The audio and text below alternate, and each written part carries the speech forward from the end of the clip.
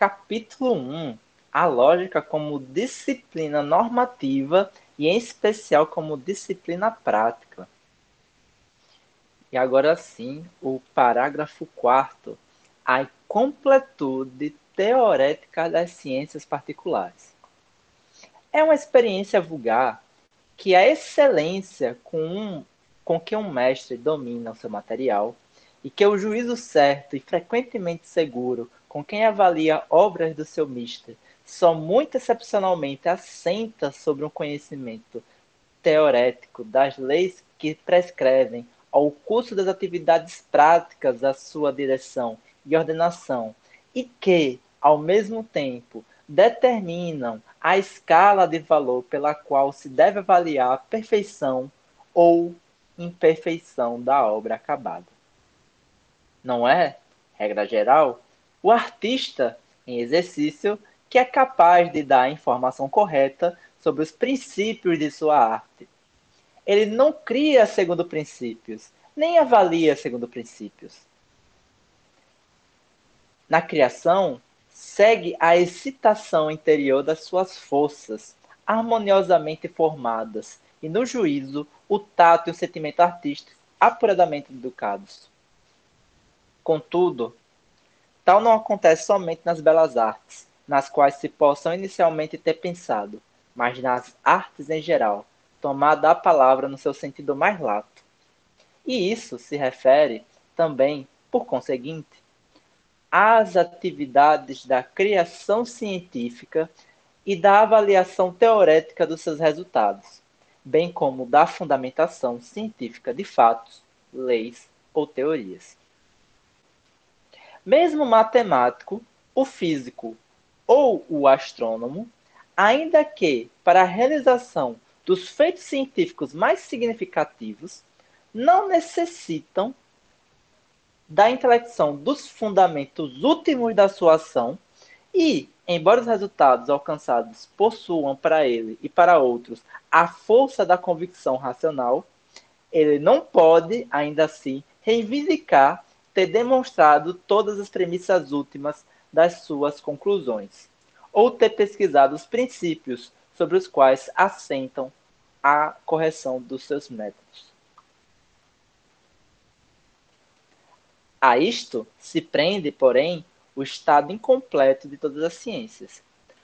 Não nos referimos aqui ao seu caráter meramente inacabado, a partir do qual elas pesquisam as verdades do seu domínio, mas à carência da clareza e da racionalidade internas que temos de exigir, independentemente da extensão da ciência.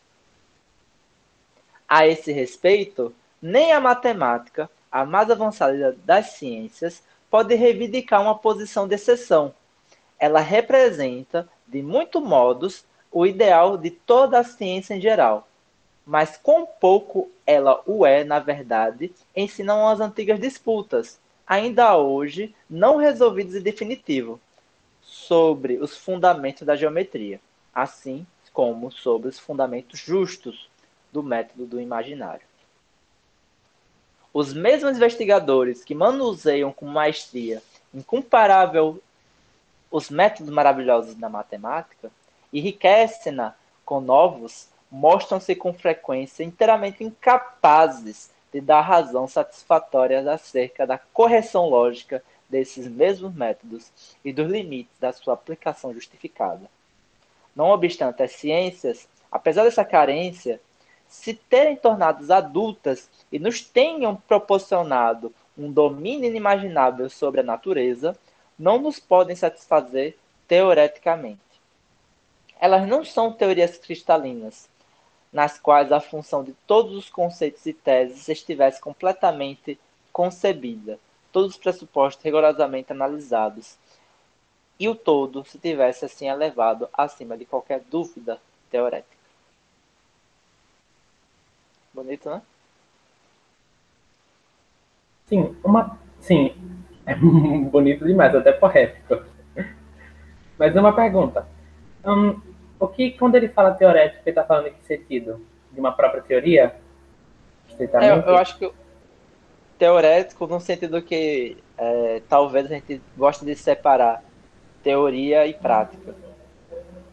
Ou seja, você tem um conjunto de frases ou de sentenças que elas te instruem a fazer uma determinada coisa, mas existem frases que elas não instruem, elas fundam uma determinada coisa. Eu acho que essas frases que fundam uma determinada coisa, elas são teoréticas. Certo. Ok. Quem usa esse termo teorético, por exemplo, é o Aristóteles, para definir a teologia, a matemática e a física. Elas são ciências teoréticas.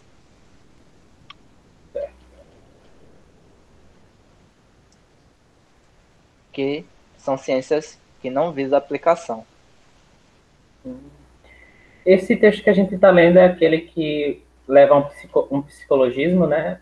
É esse que a gente está Não, esse lendo? não. Não, né? Não. Aqui é que vem Esse crítica. livro esse livro é o que o Husserl vai tentar refutar o psicologismo. E Certo. segundo os fenomenologistas vão dizer que ele consegue. Boa, certo. É porque uma Para... hora. Desculpa, é porque uma hora sempre ou outra ele retorna essa questão de clarificar as ciências. E aí eu tenho que separar que aqui, mesmo que ele tenha utilizado isso no sentido que levou um psicologismo na outra obra, aqui já é diferente o sentido. Não, mas a obra que tem psicologismo não é uma obra que ele tenta tentando fundar as ciências, não. É a obra que ele tenta justificar a matemática. É uma obra de fundação da matemática. Certo. Não estou dizendo que se ele não tivesse escrito a Certo. obra naquela época, não seria psicologista também, mas mudou o tema. O tema, sim, entendi.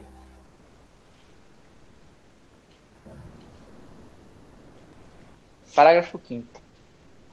A completação teorética das ciências particulares pela metafísica ou doutrina da ciência. Para alcançar esse objetivo teorético, é necessário, conforme em geral reconhecido, em primeiro lugar, uma classe de investigações pertencentes ao âmbito da metafísica. A tarefa de tais investigações é, a saber, a de fixar e testar os pressupostos de tipo metafísico, na maior parte dos casos desapercebidos e, no entanto, tão significativos que subjazem, pelo menos, a todas as ciências que tratam da efetividade real.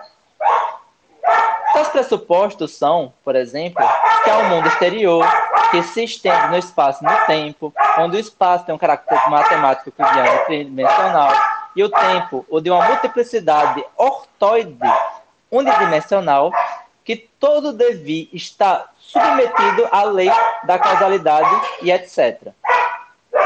De maneira bastante inadequada, usa hoje considerar-se como teorético cognoscitivos esses pressupostos, pertencentes inteiramente ao âmbito da filosofia primeira de Aristóteles.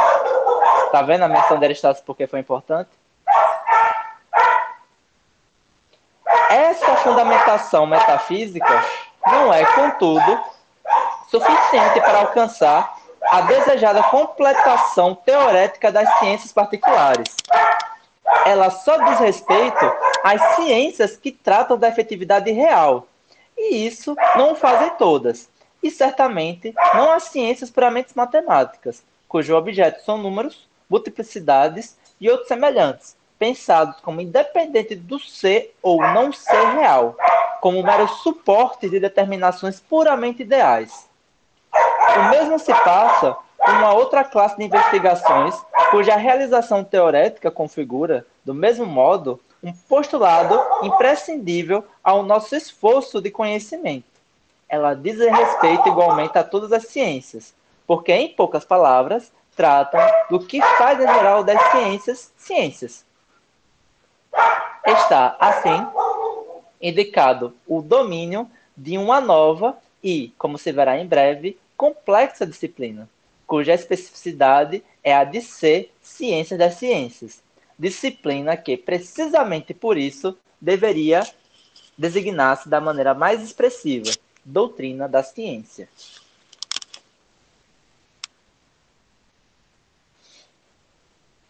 Tranquilinho até aqui também, né? Sim, tá tranquilo sim. Parágrafo 6º. A possibilidade e justificação de uma lógica como a doutrina da ciência. A possibilidade e justificação de tal disciplina normativa e prática pertencentes à ideia da ciência, pode ser fundada pelas seguintes considerações. A ciência refere-se, como o nome alemão indica, ao saber, mas não como se ela fosse um somatório ou tessitura de atos de saber. A ciência só tem consistência objetiva na sua literatura. Somente sobre a forma de obras escritas tem ela uma existência própria, embora significativa para o homem e suas atividades intelectuais. Sobre esta forma, a ciência reproduz-se através dos milênios e sobrevive aos indivíduos, gerações e nações. Ela representa, assim, um somatório de instituições externas que, do mesmo modo como surgiu a partir de atos de saber de muitos indivíduos singulares, pode também novamente transitar para atos precisamente semelhantes de inumeráveis indivíduos, de uma maneira facilmente compreensível, que não poderíamos, contudo, descrever de maneira exata, sem mais pormenores. Basta-nos, aqui o fato de que a ciência coloque, ou deve colocar, determinadas condições prévias mais específicas para a geração de atos de saber, possibilidades reais do saber, cuja efetivação pode ser considerada pelo homem normal ou medianamente dotado sobre circunstâncias reconhecidas como normais, um objetivo alcançável ao seu querer. Nesse sentido, a ciência visa o saber. No saber, entretanto, possuímos a verdade. No saber atual, ao qual nos vemos em últimas instâncias remetidos, possuímos-la como o objeto de um juízo correto. Mas isso não é o suficiente, pois nem todo juízo correto, nem toda posição ou rejeição de um estado de coisas é um saber do ser ou do não ser desse estado de coisas. Para isso, se falar de um saber em sentido mais estrito e rigoroso, é requerida antes a evidência, a certeza luminosa de que é o que reconhecemos ou de que não é o que rejeitamos. Uma certeza que, se não devemos naufragar nos escolhos do ceticismo extremado, temos que distinguir de maneira que nos é familiar da convicção cega ou do opinar vago, por mais firme e decidido que seja. O discurso vulgar não se contém nesse contexto rigoroso do saber. Falamos, por exemplo, de um ato de saber também lá onde há o juízo proferido está ligado à recordação clara de que proferimos anteriormente um juízo idêntico, com o mesmo conteúdo, acompanhado de evidência. E, em particular, igualmente lá onde a recordação diz respeito a um curso de pensamento demonstrativo, a partir do qual esta evidência se gerou, e que confiamos com certeza poder reproduzir de novo com a mesma evidência, sei que o teorema de Pitágoras é verdadeiro, posso demonstrá-lo. Ora, no lugar dessa última afirmação, também pode também estar, mas esqueci-me da demonstração. Apreendemos, assim, o conceito do saber num sentido mais vasto, mas não inteiramente permissivo. Separamo-lo do opinar sem fundamento e referimos-nos para essa separação a algum sinal distintivo, característico do existir do estado de coisas admitido e da correção do juízo proferido. O sinal distintivo mais perfeito da correção é a evidência, que vale para nós como perceber imediato da própria verdade. Na esmagadora maioria dos casos, dispensamos um tal conhecimento absoluto da verdade, em vez do qual a evidência nos serve, pense-se tão somente na função da memória nos exemplos acima, para a determinação da maior ou menor probabilidade do estado de coisas, a qual se costuma ligar, dado um grau medianamente significativo de probabilidade, o juízo firmemente decidido. A evidência da probabilidade de um estado de coisas, A, não funda, é certo, a evidência da sua verdade, mas funda essa valorização comparativa e evidente, por força da qual podemos distinguir, segundo os valores de probabilidade negativos ou positivos, entre assunções, opiniões ou conjecturas racionais e irracionais, ou mais bem ou mais mal fundamentadas. Em última análise, todo conhecimento genuíno, e especialmente todo conhecimento científico, assenta na evidência, e o conceito do saber estende-se até onde alcança a evidência. Persiste, todavia, uma duplicidade no conceito do saber, ou, o que para nós significa o mesmo, do conhecimento. Saber no sentido mais próprio da palavra é a evidência de que um certo estado de coisas existe ou não existe. Por exemplo, que SP é ou não é. Logo, é também um saber em sentido próprio a evidência de que um certo estado de coisas é provável neste ou naquele grau em relação a esta probabilidade. Pelo contrário, em relação ao existir do próprio estado de coisas, e não da sua possibilidade, ou melhor, da sua probabilidade, há aqui um saber em sentido lato modificado. Neste último sentido, fala-se, consoante aos graus de probabilidade, de uma maneira ora maior, ora menor de saber, e o saber no seu sentido mais pleno, a evidência de que SP vale como o limite ideal absolutamente firme, do qual, na sua escala de incremento, as probabilidades de CP de S assintoticamente se aproximam.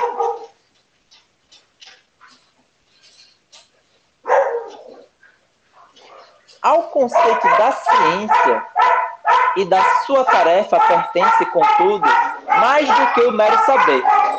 Quando vivenciamos ou reconhecemos como existentes percepções internas, isoladamente ou em grupos, temos um saber, mas ainda uma ciência. Temos um saber, mas não ainda uma ciência. E não se passa de outro modo com grupos desconexos de ciência em geral. É certo que a ciência nos pretende dar uma multiplicidade de saber, mas não uma simples multiplicidade.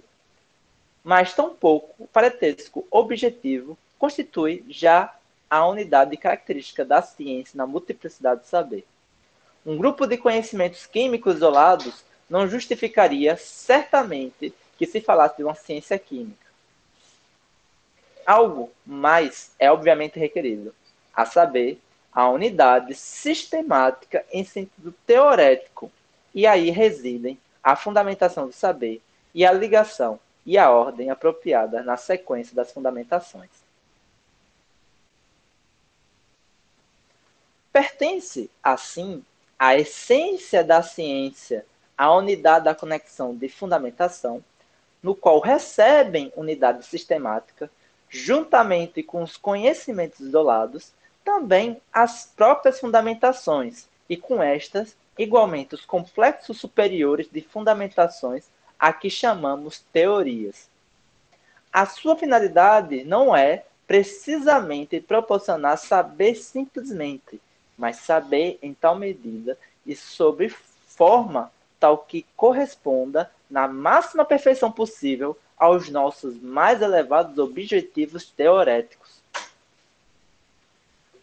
Não é um simples traço estético da nossa natureza que se exprime no fato de que a forma sistemática nos aparece como a mais pura encarnação da ideia do saber, e de que nos esforçamos, na nossa prática, por alcançar essa forma.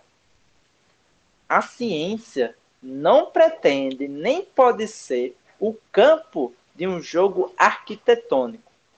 A sistemática própria da ciência, naturalmente da ciência correta e genuína, não inventamos nós, mas reside nas coisas, onde simplesmente a encontramos ou descobrimos. A ciência pretende ser o meio de conquistar o nosso saber, o domínio da verdade, e com efeito, na sua máxima extensão possível, mas o domínio da verdade não é um caos desorganizado. Nele impera a unidade da lei, e assim também a pesquisa e a exposição da verdade têm de ser sistemáticas, têm de espelhar as suas conexões sistemáticas e utilizar, simultaneamente, essas conexões como escada do seu progresso, para, a partir do saber que nos foi dado ou já alcançado, poder penetrar em regiões sempre mais elevadas do domínio da verdade. A ciência não pode dispensar essas escadas auxiliares. A evidência sobre qual finalmente assenta todo o saber não é uma dádiva natural que se oferece a par da mera representação do estado de coisas, dispensando quaisquer arranjos metódicos e artificiais. Se assim fosse, jamais teria ocorrido aos homens construir ciências, onde o êxito já está dado com a simples intenção, perdem sentido as complicações metodológicas. Para que investigar as relações de fundamentação e construir demonstrações, se a verdade já está comunicada, a percepção imediata? Faticamente, porém, a evidência que sela os estados de coisas, apresentando como existente, e o absurdo que o sela como não existente, e do mesmo modo com respeito à probabilidade e improbabilidade, só se apresenta imediatamente num grupo relativamente muito restrito de casos de coisas primitivas. Apreendemos inúmeras proposições como verdades somente depois de serem metodicamente fundamentadas. Isto é, em tais casos, não se apresenta uma evidência simples consideração do pensamento da frase, embora se apresente, em geral, uma decisão judicativa. Ambos se apresentam, porém, uma vez pressupostas as relações normais, quando partimos de determinados conhecimentos e tomamos, então, um determinado curso de pensamento em direção à proposição visada. Pode haver diversas vias de fundamentação para a mesma proposição, decorrendo umas de uns, outras de outros conhecimentos.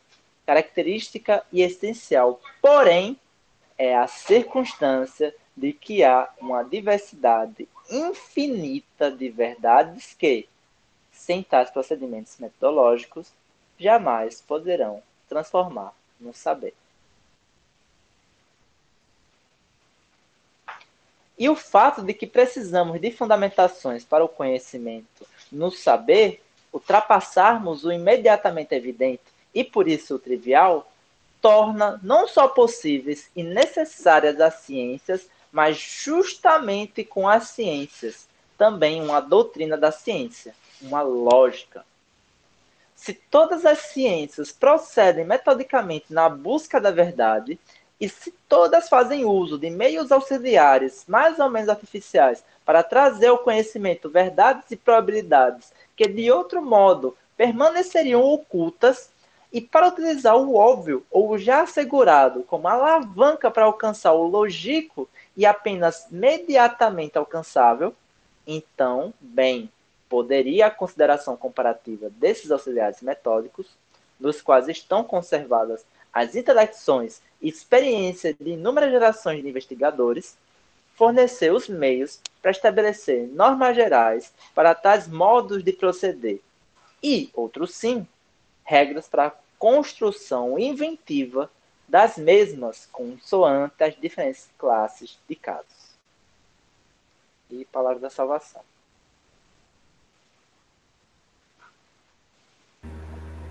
Sensacional. Pois é.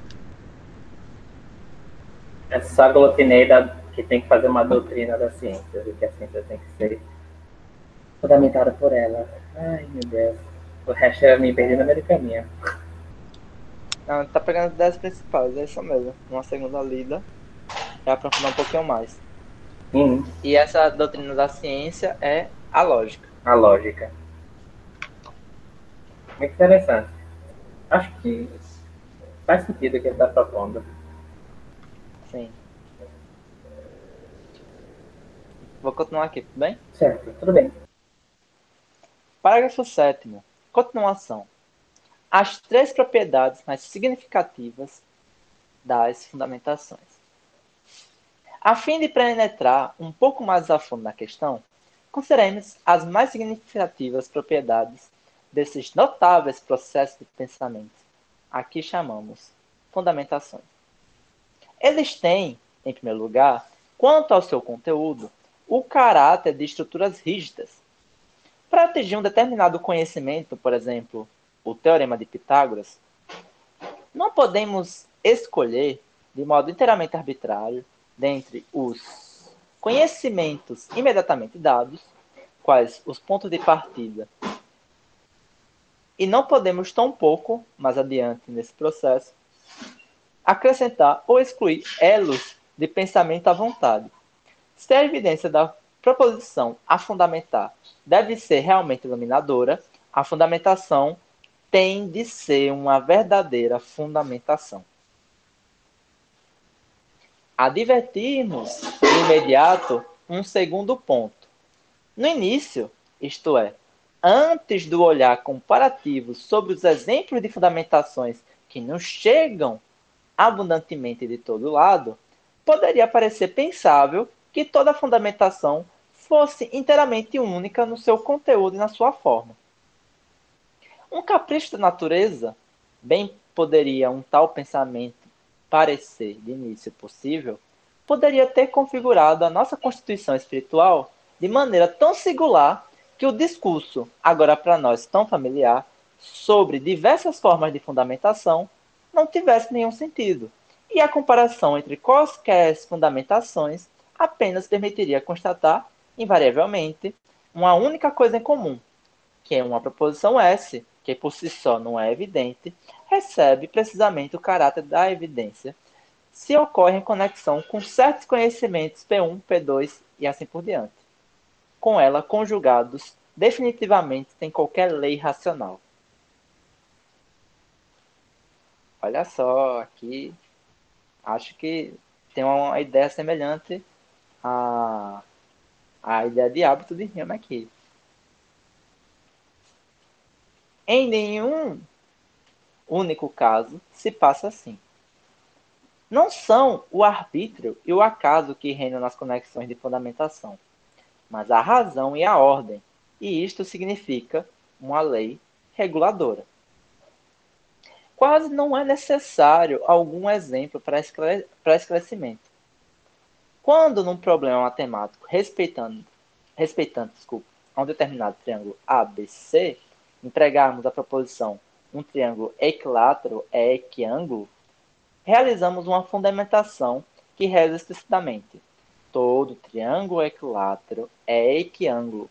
O triângulo ABC é equilátero, logo é equiângulo. Vejamos, em comparação, a fundamentação aritmética. Todo número decimal com um algoritmo final par é um número par. 364 é um número decimal com algoritmo final par, logo é um número par. Notamos, desde logo, que tais fundamentações têm algo em comum, uma constituição interna similar, que expressamos compreensivelmente como a forma silogística. Todo A é B, X é A, logo X é B. Não só estas duas fundamentações, mas inúmeras outras têm esta mesma forma. Mas há mais. A forma silogística representa um conceito de classe que compreende a infinita multiplicidade de ligações entre proposições com a mesma constituição que nossa forma aparece claramente caracterizada. Subsiste, contudo, simultaneamente, a lei a priorística de que toda a fundamentação pretendida, decorrendo de acordo com ela, na medida em que parta em geral de premissas corretas, é também uma fundamentação efetivamente correta. E isso é válido em geral. Sempre que partir de conhecimentos dados, nos elevamos, por fundamentação, até novos conhecimentos. Reside no caminho da fundamentação uma determinada forma, comum a inúmeras outras fundamentações, que está em determinada relação com a lei universal que autoriza, num só golpe, a justificar todas essas fundamentações particulares. É um fato especialmente significativo que nenhuma fundamentação está isolada. Nenhuma fundamentação liga conhecimentos a outros conhecimentos, sem que, seja no modo exterior da ligação, seja nesse mesmo modo e simultaneamente na constituição interna da frase isolada, esteja caracterizado um tipo determinado, o qual, apreendido em conceitos gerais, remete imediatamente para uma lei universal referente a uma infinidade de fundamentações possíveis. Sublinhe-se, por fim, como digno de nota, um terceiro ponto. Inicialmente, isto é, antes da comparação entre fundamentações em ciências diferentes, poderia tomar-se como possível o pensamento de que as formas de fundamentação estão vinculadas a domínios de conhecimento.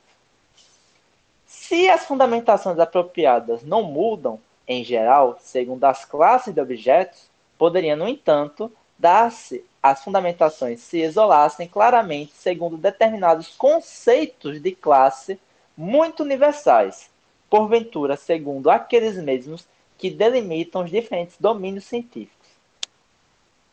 Não se dá o caso de não existir qualquer fundamentação comum a duas ciências, por exemplo, a matemática e a química. Ora, tal não é tampouco manifestadamente o caso, conforme nos instrui já o exemplo acima. Não há nenhuma ciência onde não sejam aplicadas leis a casos particulares. Logo, onde não surjam frequentemente inferências da forma que nos serviu de exemplo. E o mesmo é válido para muitas outras espécies de inferências. Poderemos mesmo dizer que todas as outras espécies de inferências se deixam universalizar, isto é, apreender de modo tão puro que se libertam de qualquer referência essencial a um domínio concreto de conhecimento limitado.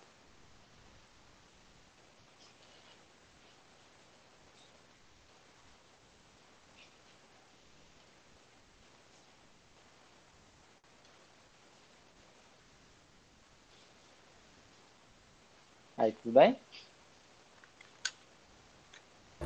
Tudo bem, sim, eu só me perdi.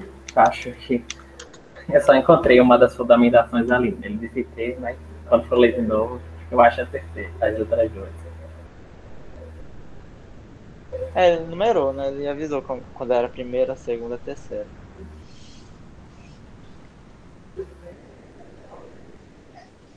Tá, eu vou ler o oitavo, beleza? Beleza. A relação dessas propriedades com a possibilidade da ciência e da doutrina da ciência. O caráter singular dessas fundamentações, que não nos salta à vista, porquanto não somos de todos propensos a levantar questões acerca do cotidiano, está visivelmente relacionado com a possibilidade de uma ciência, e além disso, de uma doutrina da ciência. Não basta, para esse efeito, dizer que existem fundamentações, se estas não tiverem a forma nem lei, nem, sem a verdade fundamental de que em todas as fundamentações reside uma certa forma que não é específica da inferência, simples ou, por mais complexa que seja, presente hic et nunc. Acho que é aqui e agora. Mas típica de toda uma classe de inferências, sendo a correção das inferências de toda esta classe garantida precisamente pela sua forma, mas se desse em tudo isto antes o contrário, então não haveria ciência. Não teria mais nenhum sentido o discurso acerca de um método. de um progresso de conhecimento em conhecimento sistematicamente regulado, e de todo o progresso seria fruto do acaso. Então, a evidência se mostraria corretamente quando, por acaso, na nossa consciência, coincidissem as proposições P1, P2, etc., capazes de conferir evidência à proposição S. Mas não seria possível, a partir de uma fundamentação alcançada, aprender coisa alguma para o futuro com respeito a novas fundamentações de nova matéria. Nenhuma fundamentação teria algo de paradigmático para qualquer outra. Nenhuma encarnaria um tipo e, assim, tampouco algum grupo de juízos, pensado como sistema de premissas, conteriam em si algo de típico, algo que, sem acentuar algum conceito, sem recurso à forma de inferência explícita, se nos impusessem novos casos e, por ocasião de matérias inteiramente diferentes, não pudesse facilitar a aquisição de algum conhecimento novo. Não faria qualquer sentido investigar a demonstração da proposição dada. Como poderíamos? Deveríamos testar para todos os grupos possíveis de proposições se serviam como premissas para a proposição em causa? O mais inteligente não se distinguiria aqui do mais obtuso. E é de questionar se, em geral, ainda se distinguiriam em algo de essencial. Uma fantasia fértil, uma memória extensa, a capacidade de uma atenção intensa e faculdades semelhantes são coisas boas, mas só adquirem significado intelectual num ser pensante, cujo fundamentar e inventar são submetidos a formas legais. Porque é, em geral, válido que numa qualquer complexão psíquica, não só os elementos, mas também as formas conectivas exercem uma eficácia associativa e reprodutiva. Assim, também as formas dos nossos pensamentos e conexões teoréticas podem revelar-se proveitosas. Como, por exemplo, a forma de certas premissas faz ressaltar com particular facilidade a conclusão apropriada, porque, tendo sido anteriormente bem-sucedidos em inferências da mesma forma, a forma de uma proposição a demonstrar pode fazer recordar determinadas formas de fundamentação, as quais resultaram anteriormente em conclusões formadas de maneira comparável. Embora não se trate aqui de uma recordação clara e propriamente dita, trata-se de um análogo, de certo modo, de uma recordação latente, uma excitação inconsciente, no sentido de B. Edman. Trata-se, em todo caso, de algo que se revela altamente favorável para um êxito mais fácil da construção de demonstrações, e não só nos domínios onde predominam os argumentos em forma, como na matemática. Acho que argumento em forma. Né? Porque encontra mais facilmente demonstrações o pensador experimentado do que o inexperiente. Porque nele os tipos de demonstrações se gravaram sempre mais profundamente por meio da experiência repetida e variada, sendo por isso muito mais facilmente eficazes e determinantes na direção do pensamento. Até certo ponto, o pensar científico exercita qualquer outro gênero de pensar científico. Mas é também certo que o pensar matemático predispõe, em especial medida e extensão, para o matemático, o físico para o físico e etc. O primeiro fato funda-se no conjunto de formas típicas comuns a todas as ciências. Este último, no conjunto de outras formas, eventualmente caracterizáveis como compostos especialmente configurados das premissas, que têm relação específica com as especificidades das ciências particulares. Disto depende as propriedades do tato científico, da intuição e da adivinhação antecipadoras. Falamos de um olho e de um tato, filológico, matemático, etc. E quem os possui? O filólogo, o matemático, etc. Educados pelo exercício de muitos anos, enraizados na natureza geral dos objetos de cada domínio. Residem em formas determinadas de conexões objetivas, aos quais, por sua vez, determinam propriedades típicas das formas de fundamentação predominantes neste mesmo domínio. Aqui residem as bases para as conjecturas científicas pioneiras. Toda prova, invenção e descoberta assentam, por conseguinte, sobre a regularidade da forma. Se, por tudo isso, a forma regular possibilita a existência de ciências, então, por outro lado, a independência largamente existente da forma em relação ao domínio do saber possibilita a existência de uma doutrina da ciência. Sem esta independência, haveria somente lógicas coordenadas entre si, correspondentes, em particular, às ciências particulares, mas não à lógica geral.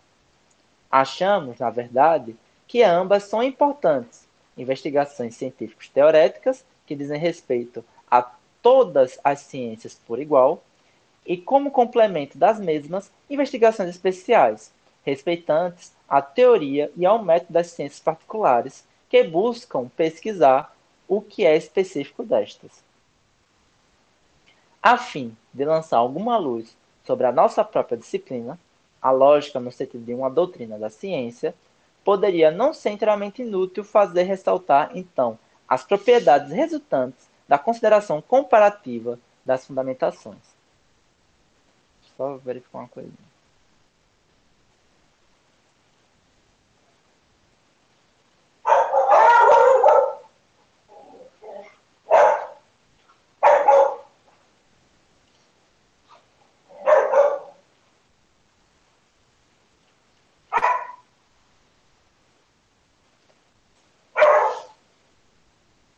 E aí, o que você achou desse trecho?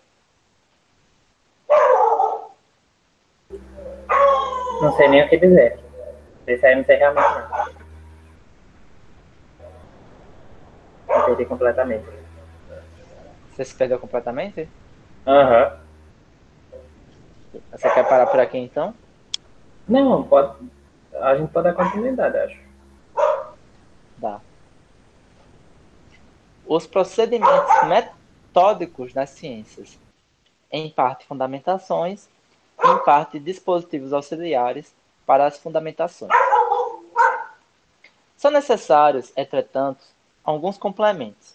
Em primeiro lugar, acerca da limitação do nosso estudo às fundamentações, porquanto estas não esgotam o conceito de procedimento metódico. Às fundamentações cabe, porém, um significado central, que irá justificar a nossa limitação provisória. Pode dizer-se de todos os métodos científicos que não têm eles próprios o caráter de fundamentações efetivas, por mais simples ou complicados que sejam, ou que são abreviaturas e substitutos de fundamentações, que depois de terem eles próprios de uma vez por todas recebido sentido e valor através de fundamentações, encerram na verdade em si, na sua aplicação prática, o resultado das fundamentações, embora não o seu conteúdo de pensamento reflexivo, ou que expõe dispositivos auxiliares mais ou menos complicados, que servem para preparação, simplificação, segurança ou para tornar possíveis fundamentações futuras, mas que não podem reivindicar significado equivalente e autônomo a par desses processos científicos fundamentais. Assim, para nos referirmos ao segundo grupo de métodos mencionados, é, por exemplo, um importante requisito prévio para a segurança de fundamentações em geral, que os pensamentos sejam expressos de maneira adequada por intermédio de signos bem diferenciados e unívocos. A linguagem oferece ao pensador um sistema de signos, em larga medida aplicável a expressão dos seus pensamentos, o qual, porém, embora ninguém o possa dispensar, constitui um meio auxiliar altamente imperfeito para a pesquisa científica. É bem conhecida a influência danosa dos equívocos sobre a solidez dos raciocínios. O investigador cauteloso não pode, por isso, empregar a linguagem sem cuidados artificiais. Ele tem de definir os termos utilizados na medida em que não são unívocos e que carecem de significado exato. Vemos, por conseguinte, nas definições nominais, um procedimento metódico auxiliar de segurança dos procedimentos primária e propriamente teoréticos, as fundamentações. Esse parágrafo se liga muito com a criptografia. O mesmo se passa com a nomenclatura. Sinais breves e característicos para conceitos importantes e frequentemente recorrentes, para mencionar apenas um aspecto, são imprescindíveis sempre que estes conceitos só sejam exprimíveis de modo muito complicado a partir de um conjunto disponível de expressões definidas. Porque expressões complicadas, encaixadas umas das outras, dificultam as operações fundamentadoras e chegam a torná-las irrealizáveis. Também um método de classificação, etc., pode considerar-se de um ponto de vista semelhante. Exemplo do primeiro grupo de métodos oferece-nos os muitos frutíferos métodos algorítmicos, cuja função específica é a de, por meio de ordenações artificiais de operações mecânicas com signos sensíveis, economizar uma parte tão grande quanto possível do trabalho propriamente dedutivo do espírito. Por mais maravilhosos que sejam os resultados desses métodos, eles só recebem sentido e justificação a partir da essência do pensamento fundamentador. Aqui pertencem também os métodos literariamente mecânicos. Pense nos aparelhos de integração mecânica, nas máquinas de calcular, entre outros. E, além disso, os procedimentos metódicos para o estabelecimento de juízos de experiência objetivamente válidos, assim como os diversos métodos para a determinação da posição de uma estrela, de uma resistência elétrica, de uma massa inerte e de um índice de refração, da constante gravitacional e etc. Cada um desses métodos representa uma soma de dispositivos cuja seleção e ordenação são determinadas por uma conexão de fundamentação, a qual comprova, em geral, que um procedimento assim configurado, ainda que possa ser levado a cabo cegamente, tem necessariamente de fornecer um juízo singular objetivamente válido. Mas basta de exemplos. Isto é claro, todo o progresso efetivo do conhecimento ocorre na fundamentação. A ela se referem todos os dispositivos e artefatos metódicos de que trata a lógica, além das próprias fundamentações. A esta referência deve eles também o seu caráter típico, que pertence essencialmente à ideia do método. Por força desse caráter típico, estão, de resto, igualmente incluídos nas considerações do parágrafo precedente. Esse parágrafo anterior é importante para a lógica atual até, que realmente só lida como uma mera combinação de signos mecanicamente combinados.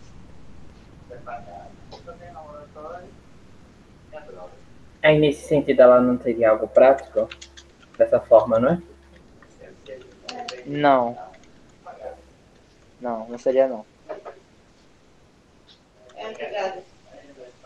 Porque a praxis é a ação de um agente racional. A não ser que você estenda a praxis também para como pode dizer, uma causalidade extrínseca do objeto. Se você chamar isso de ação, né, de prática, pode ser. Mas acredito que não. Acredito que uma mera combinação mecânicas de signos não é uma prática. Ele está citando, por exemplo, aí, as calculadoras, os artefatos que a gente utiliza para calcular. mecanicamente ordenadas.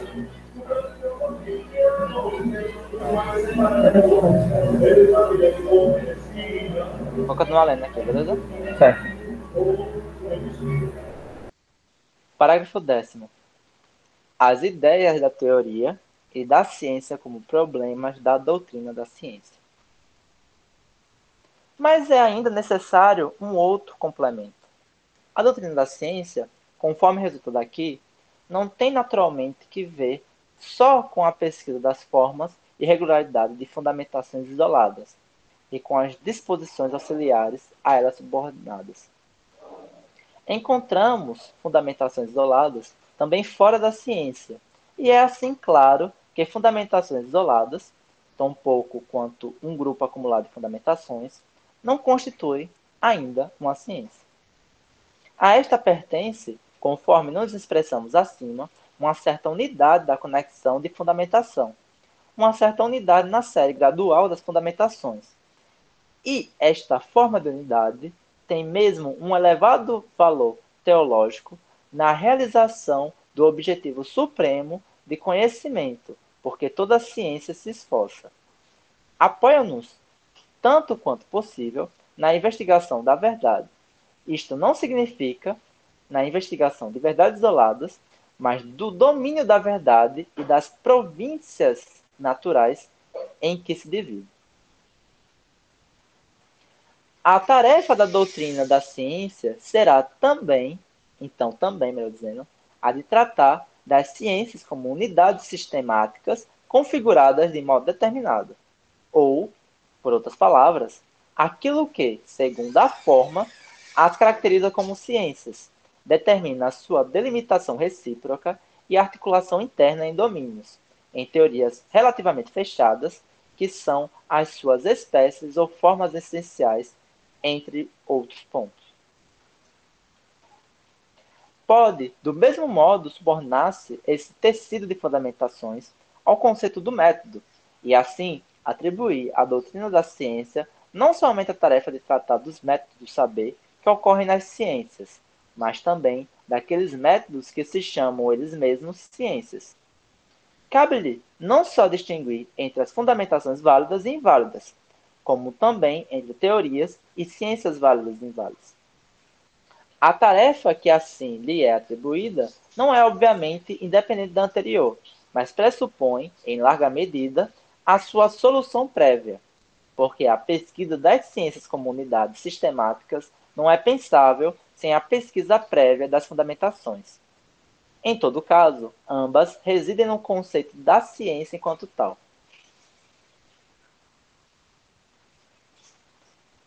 Isso foi bem curtinho.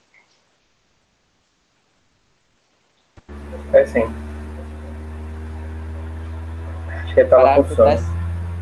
Oi? Acho que ele tava com sono no dia que tava escrevendo esse parágrafo.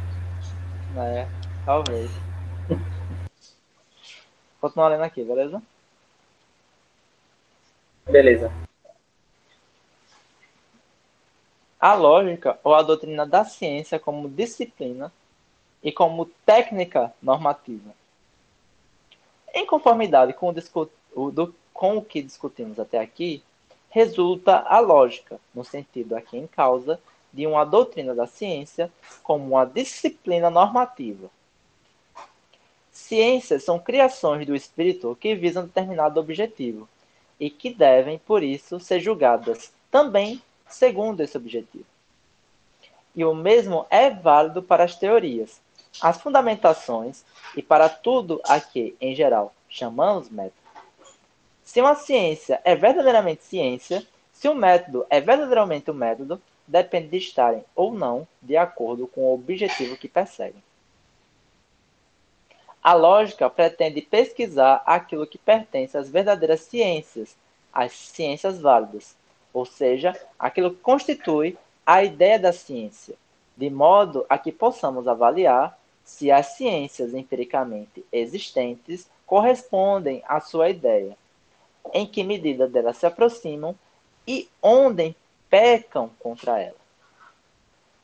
Assim, a lógica se mostra como ciência normativa e separa-se dos modos de consideração comparativo das ciências históricas, que procuram apreender as ciências como produtos culturais concretos de cada época, segundo as suas particularidades e generalidades típicas, e explicá-las a partir das circunstâncias temporais. Porque é da essência da ciência normativa fundamentar proposições universais, nas quais, com relação a um padrão normativo, por exemplo, uma ideia ou um fim último, são dadas determinadas notas características cuja posse garante a adequação à medida ou inversamente estabelece uma condição indispensável para esta adequação. E funda também proposições análogas, nas quais é tomado em consideração o caso da inadequação, ou é acerida a existência dessa situação. Mas não é como se a ciência normativa tivesse de fornecer notas características universais, que dissessem como deve ser constituído um objeto em geral para corresponder à norma fundamental. Tampouco, quanto a terapia indica sintomas universais, nenhuma disciplina normativa fornece critérios universais. Aquilo que a doutrina da ciência em particular nos dá, e que só ela nos pode dar, são critérios específicos. Ao estabelecer que, em função do objetivo último das ciências, da constituição fática do espírito humano, e de tudo o mais que possa ser tomado em consideração, resultam tais e tais métodos, digamos M1, M2 e assim por diante, ela acere proposições da seguinte forma: é correto todo o grupo de atividade do espírito da espécie alfabeta e etc., que se desenvolve nas formas complexas M1 e M2 e etc. Se fossem efetivamente estabelecidas todas as proposições válidas possíveis dessa espécie e de outras análogas, então a disciplina normativa conteria, em geral, a medida para todo o método pretendido, mas também somente sobre a forma de critérios especiais. Onde a norma fundamental é ou pode tornar-se um fim, resulta a partir da disciplina normativa, por meio de uma ampliação natural da sua tarefa, uma técnica. E assim também aqui. Se a doutrina da ciência se propõe a tarefa mais vasta de pesquisar as condições sujeitas ao nosso poder, de que depende a realização de métodos válidos, e se o estabelecimento de regras de procedimento para alcançar metodicamente a verdade, de delimitação e construção pertinente da ciência, em particular de invenção ou aplicações dos diversos métodos nelas exigíveis, e de como nos devemos precaver contra os erros em todos esses aspectos, então ela torna-se uma técnica para a ciência.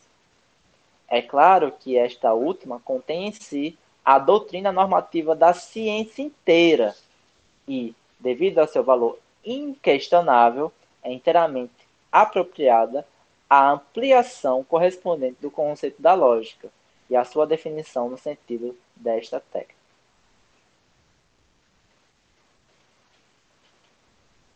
Ok. Opa, última parte já. Vamos lá, definição e relevância da lógica. Estamos chegando ao final. Nossa. Parágrafo 12. Definições relevantes da lógica. A definição da lógica como uma doutrina técnica é desde a muito... eu vou voltar. A definição da lógica como uma doutrina técnica é desde a muito sobremaneira apreciada. Frase extremamente estranha. Embora as determinações mais pormenorizadas deixem, regra geral, a desejar. Definições como técnica do juízo, do silogismo, o conhecimento, do pensar, são enganadoras e, de qualquer modo, demasiado estreitas. Se, por exemplo, delimitarmos nessa última definição referida, ainda hoje em uso, o termo vago pensar como o conceito do juízo correto, então a definição reza: técnica do juízo correto. Ora, esta definição é demasiado restrita, uma vez que o objetivo do conhecimento científico não é dela derivável. Se se disser o objetivo do pensar só é perfeitamente cumprido na ciência, isto é sem dúvida correto, mas juntamente com isso é também concebido que não são o pensar e o conhecimento o fim da técnica em causa, mas aquilo para o qual o próprio pensar é um meio.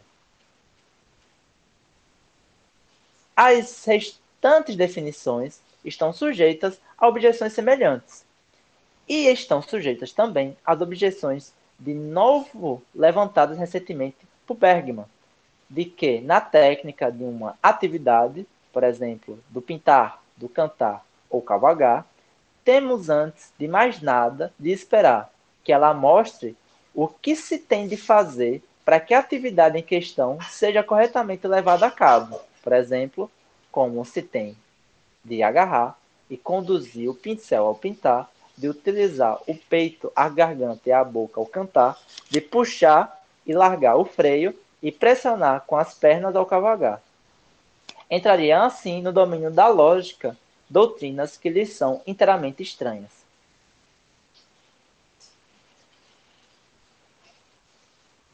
Mais próxima da verdade está, certamente, a definição da lógica de Schleiermacher como técnica do conhecimento científico.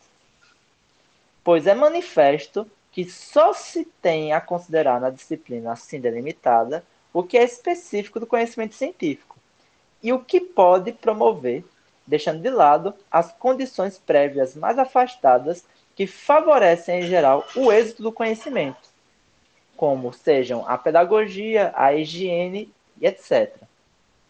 Não fica, entretanto, expresso de modo inteiramente claro na definição de Schleiermacher que a esta técnica compete estabelecer as regras segundo as quais as ciências devem ser delimitadas e construídas, enquanto, inversamente, este objetivo inclui o do conhecimento científico. Encontram-se excelentes pensamentos acerca da delimitação da nossa ciência na doutrina da ciência, Wissenschaftslehre, de Bolzano, mas mais nas investigações prévias do que na definição que ele mesmo profere. Esta reza, de maneira bastante surpreendente, a doutrina da ciência ou lógica é aquela ciência que nos instrui como devemos expor as ciências nos manuais práticos. Realmente, de fato, surpreendente. Aí tem uma nota dele aqui. Isso aqui foi tirado no autor Bolzano, no volume 4 das Wissenschaftslehre. É, aliás, especialmente dedicado à tarefa que essa definição enuncia. Então, esse volume é dedicado à tarefa de definir o que é lógica. Mas é estranho que as disciplinas incomparavelmente mais importantes de que tratam os 10 primeiros livros, ou os 3 primeiros volumes, sejam expostas meramente como instrumentos para uma técnica dos manuais científicos. É claro que a grandeza ainda é suficientemente apreciada desta obra, que quase não é utilizada, reside nas pesquisas destes primeiros volumes. E finalizamos. Acabamos. Essa definição aí, viu? Se quiser, eu tenho um livro chamado Desenvolvimento da Lógica, que tem um capítulo que trata sobre Bolzano e sobre parte da doutrina que tem nesse Wissenschaftslehre.